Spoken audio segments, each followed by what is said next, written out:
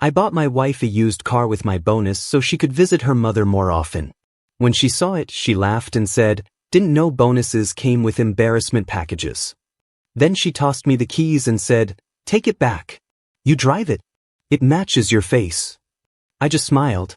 This morning, my wife called 32 times, begging me to undo what I did. Throw away because my wife follows my main.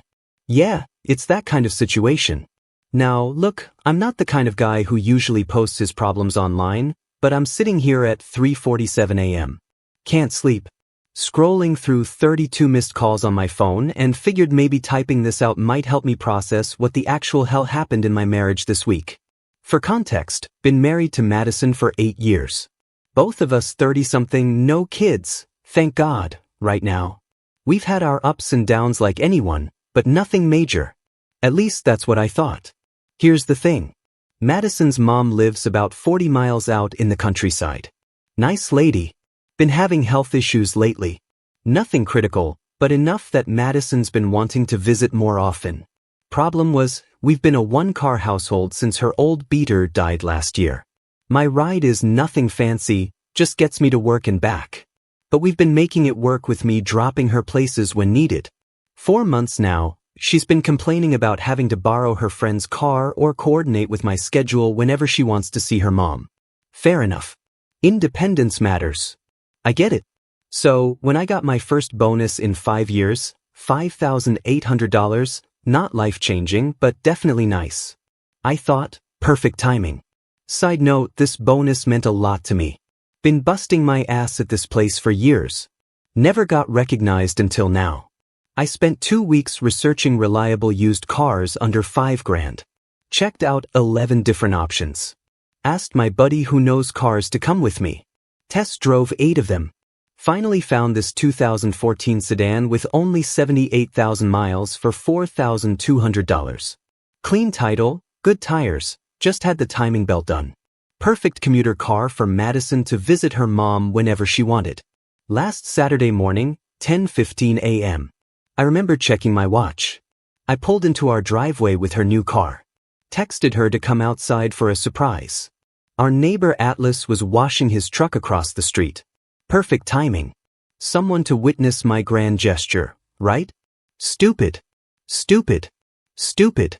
Madison comes out still in her pajamas, hair messy, coffee mug in hand.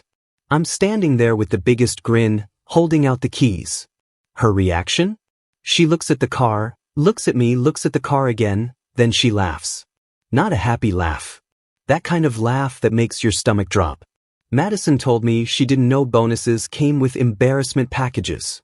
Said it looked like something a college kid would drive after wrecking their actual car. Then she tossed the keys back at me and said I should keep it since it matched my face. All this while Atlas is pretending not to listen from across the street. I just stood there, smiled, said okay. Took the keys, went inside, didn't say another word. That night, while Madison was scrolling through her phone, ignoring me, I started thinking about our finances. Really thinking for the first time in years. We make roughly the same amount of money. But somehow, I'm paying 80% of our bills. Our joint account gets most of my paycheck while hers, well, where does it go? So, I did something I should have done ages ago. Checked our financials. All of them. Madison's been hiding 3 credit cards from me. Maxed out, spending on crap we don't need, latest phone upgrades, designer stuff, $200 hair appointments. Meanwhile, I'm wearing the same 5 shirts in rotation that I've had since 2018. I also found her secret savings account, $2,700 that should have been going toward our joint expenses.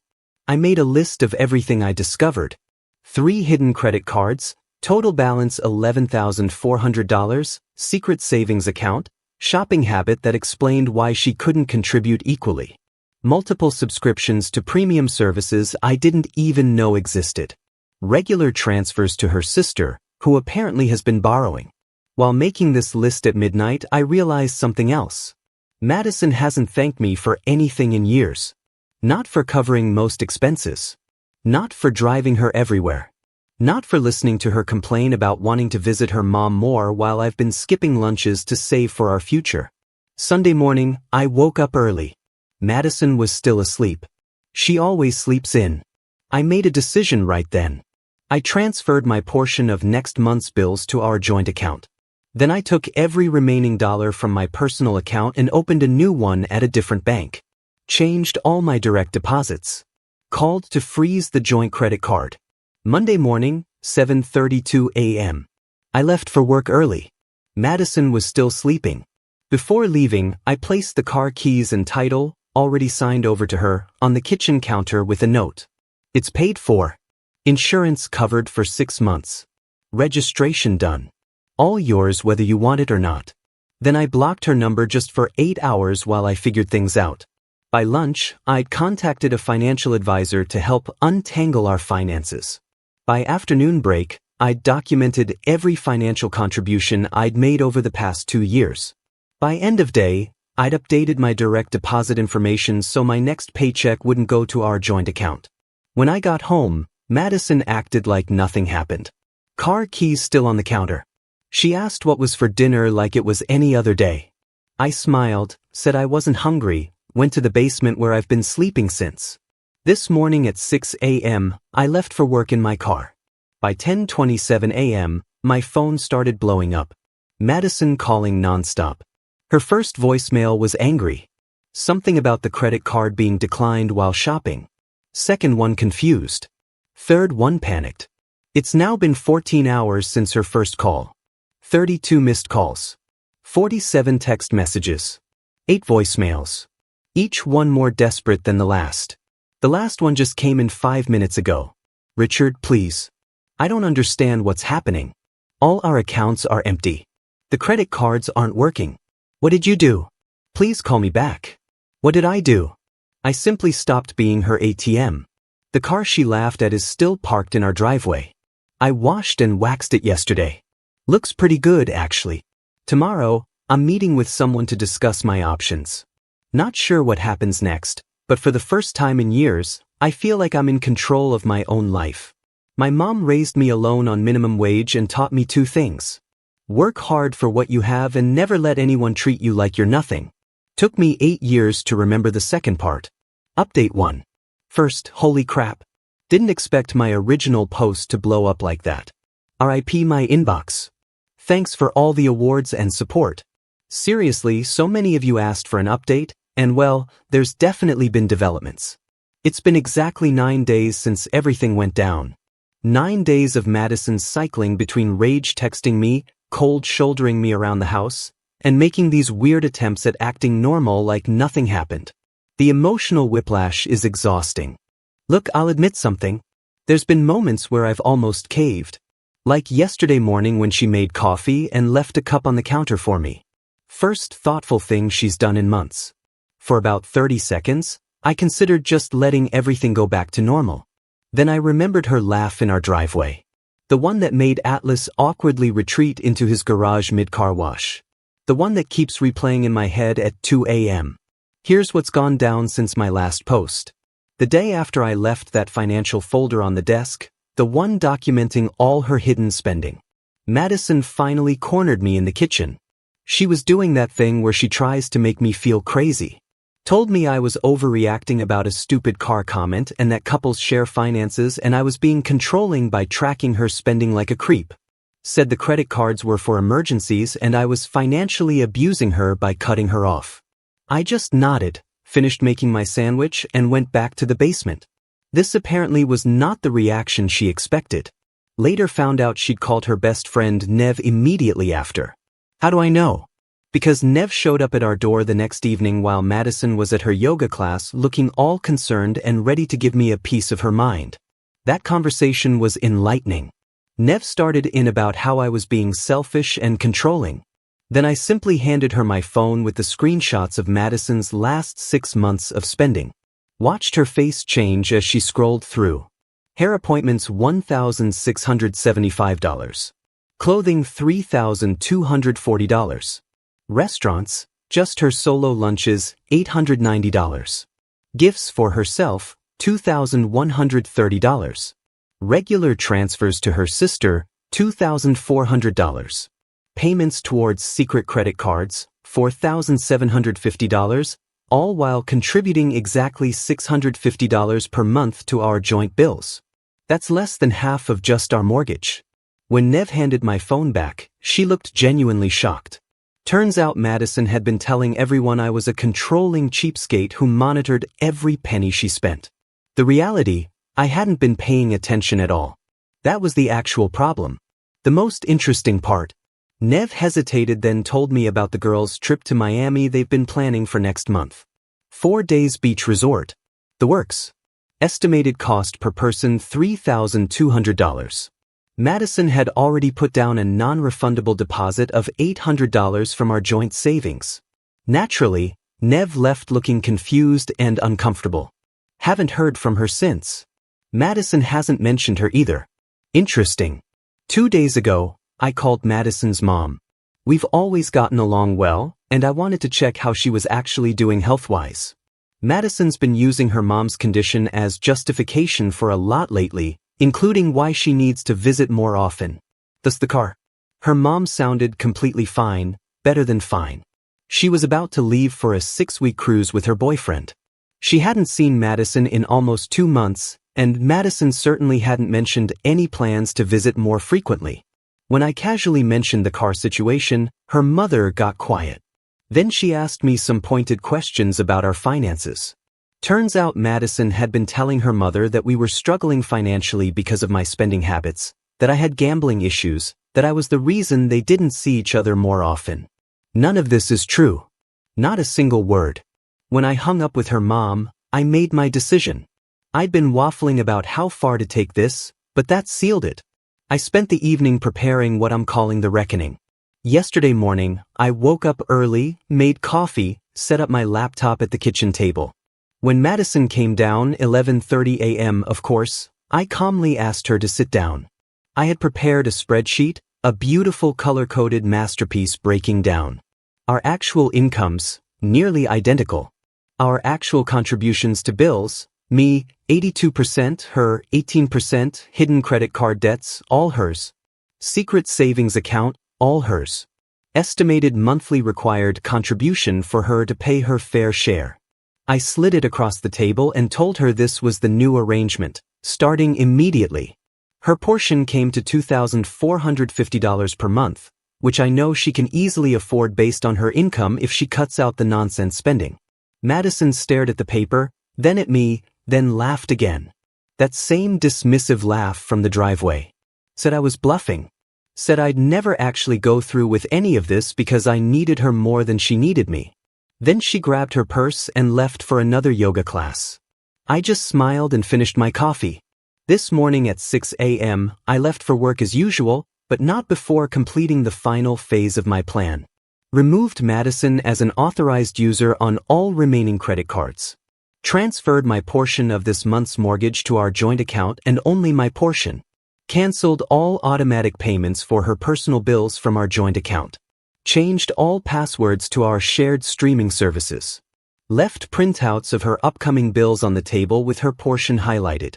The car she mocked is still sitting in our driveway. I've been washing it weekly. Even put one of those little pine tree air fresheners in it.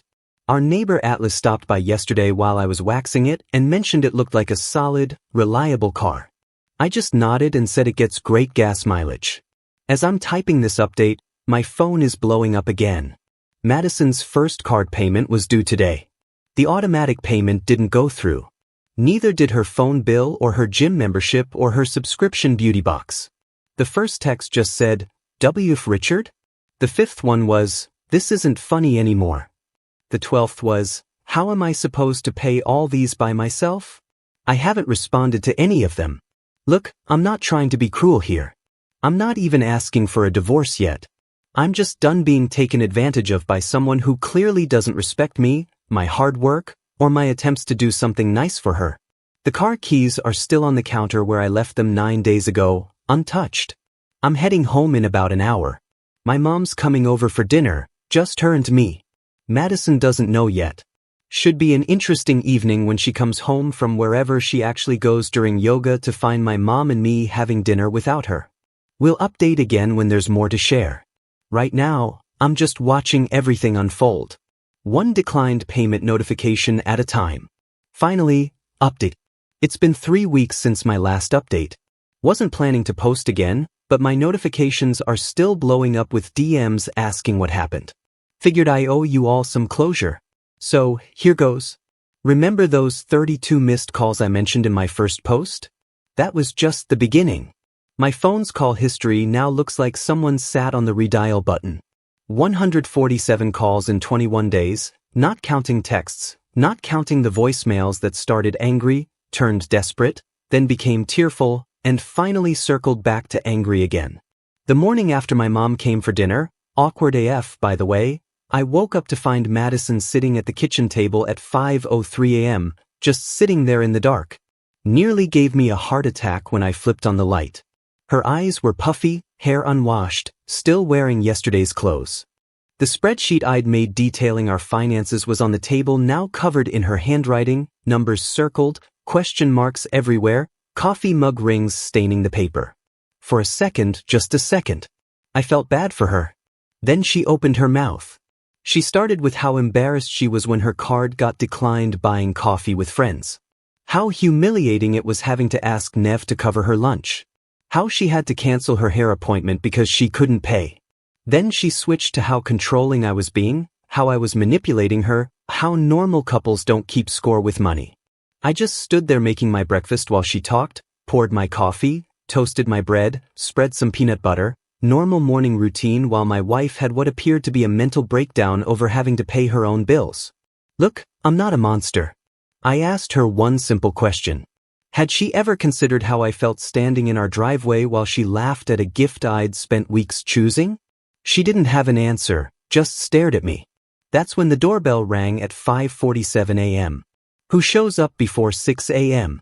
Madison's mother.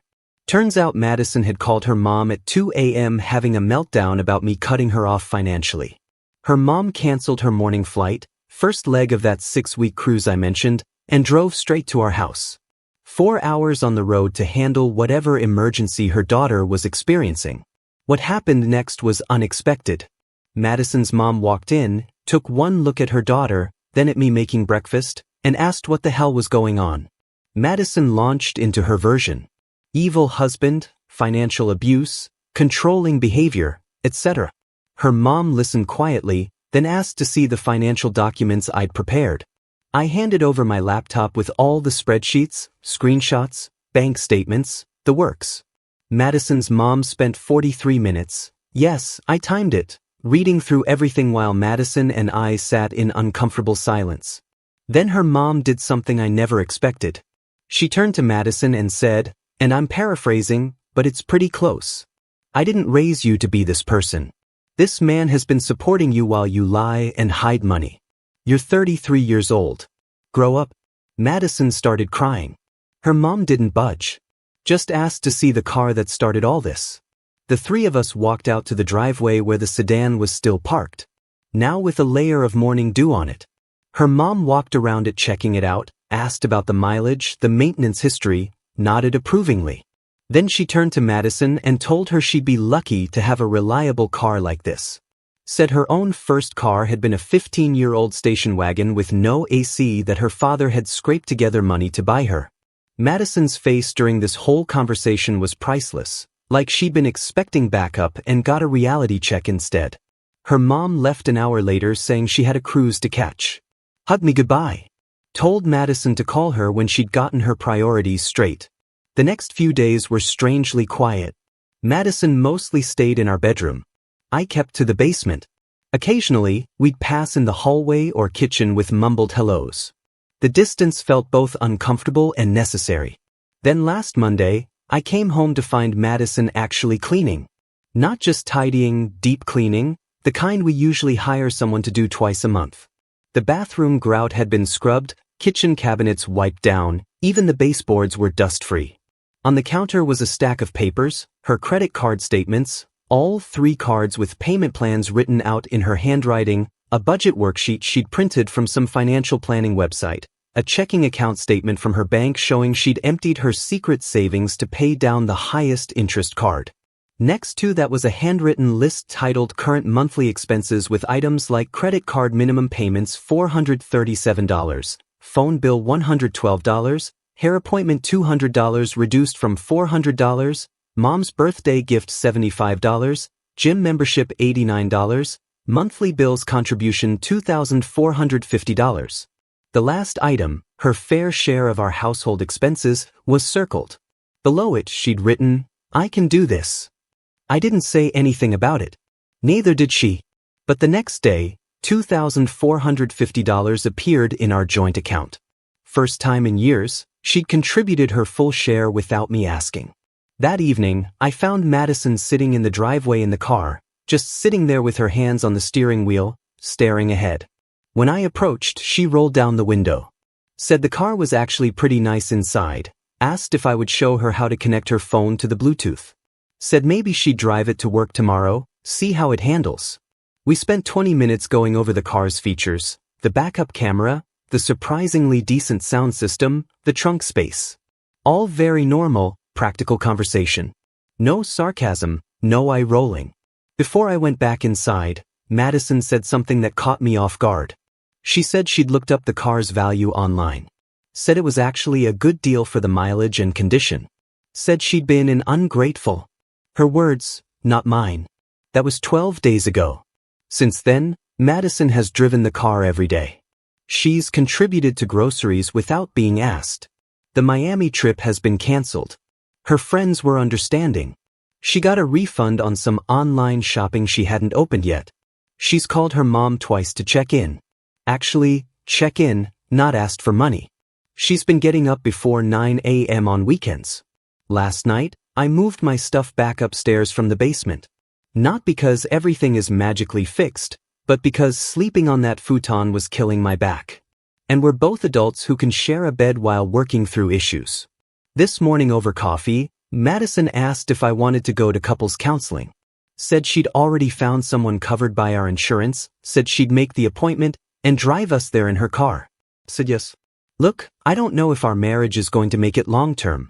8 years of financial imbalance and disrespect don't disappear overnight because someone's credit cards got declined. We've got a lot to work through. But yesterday, I came home to find Madison had washed and waxed her car, put one of those little phone holder clips on the vent, added a small plant hanging from the rear view mirror, little touches that said, "This is mine and I'm keeping it." Sometimes the best revenge isn't some dramatic showdown. It's just watching someone finally face reality when the safety net gets pulled away. Our neighbor Atlas stopped by while I was getting the mail yesterday. Said Madison had asked him for recommendations on where to get an oil change. Said he was glad to see us working things out. I just nodded and said, "We're taking it one day at a time." My mom called this morning to check in. Told me she was proud of how I handled things.